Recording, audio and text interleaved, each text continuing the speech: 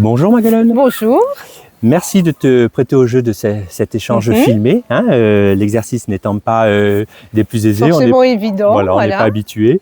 Ça va aller très vite et très bien. Okay. Je vais juste te demander dans un premier temps de te présenter brièvement et de présenter ton activité professionnelle.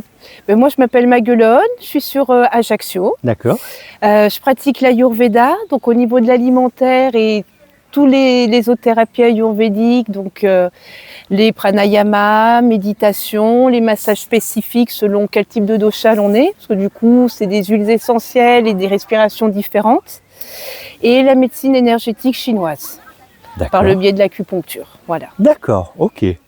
Donc plusieurs cordes à ton arc. Mais oui, parce qu'en fait, je suis passionnée par les points énergétiques du corps. D'accord. Voilà, j'ai beaucoup vécu en Asie. Oui. C'est là-bas où j'ai tout appris. D'accord. Et ça a été quelque chose d'assez miraculeux pour moi de découvrir la petite occidentale qui part vivre là-bas et qui se rend compte, mais il y a d'autres façons pour prendre soin de soi. Et je trouvais c'était magique pour moi au tout début de me dire, mais certains points du corps qui nous permettent de rétablir tellement de choses. Et donc, j'ai continué d'apprendre donc l'acupuncture, la réflexologie, l'auriculothérapie, parce qu'il y a par les oreilles, il y a énormément de points énergétiques aussi. Et voilà, c'est vraiment une de mes fascinations. D'accord. Ben, on sent quand tu en parles évidemment qu'il y a une passion. Un grand intérêt pour la question. Tu exerces à quel endroit? Donc tu es sur Ajaccio, tu as dit? Je suis à Mezzavie, exactement, route de Calvi. D'accord, très bien.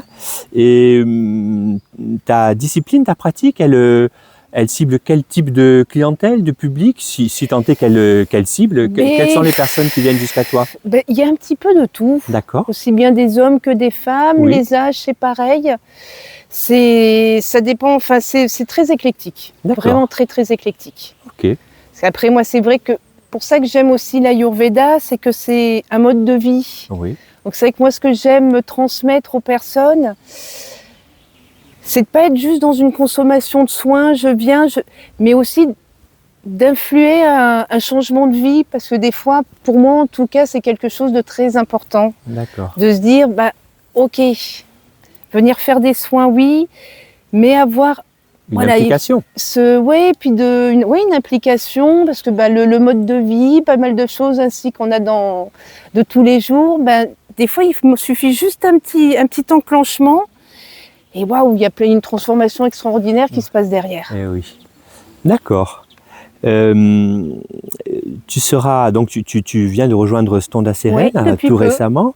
Tu seras avec nous le 24 mai prochain. Que vas-tu proposer à nos visiteurs? Ça va être un bilan énergétique qui allie justement l'Ayurveda et la médecine chinoise. D'accord. Voilà. Ok. Donc nos visiteurs auront la possibilité de se préinscrire pour pouvoir te rencontrer. Tout à fait.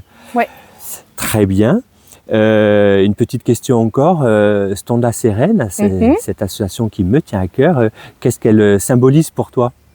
Déjà merci à toi et de ton engagement pour Stonda Serena, parce que c'est important de le souligner, parce que c'est gentil, merci beaucoup à toi pour tout ce que tu fais.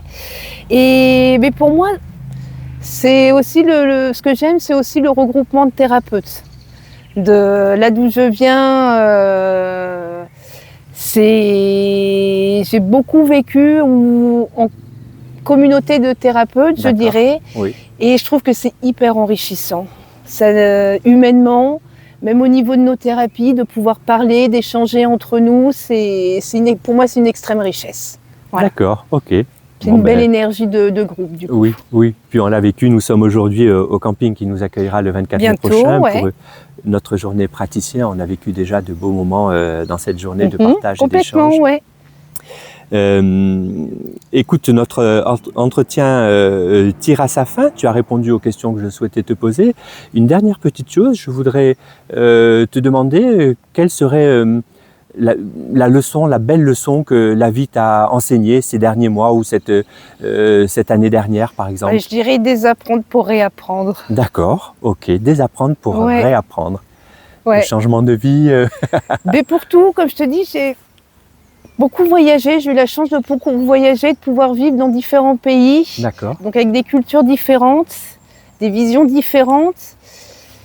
À chaque fois extraordinaire, mais c'est vrai que ça a toujours été dans tout, désapprendre pour réapprendre et D'accord. de combiner toutes ces valeurs, toutes ces voilà. C'est presque un peu à chaque fois des renaissances, ce dont tu parles, ou en tout cas une redécouverte de soi, puisque Une redécouverte de soi avec une nouvelle vision, un nouveau regard, ouais, et puis de ce que moi mon parcours m'a enseigné, c'est que ouais, c'est une nouvelle découverte à chaque fois, et puis c'est comme un vase qui se remplit de plein de gouttes différentes, de plein de visions différentes au fur et à mesure du temps. D'accord. Eh ben, écoute, merci pour Merci à ton toi et merci authenticité. à Standa Serena. Merci, et puis à bientôt donc le 24 Le mai 24, prochain avec ici à grand Vico. plaisir. Au revoir Au Maguelone. revoir.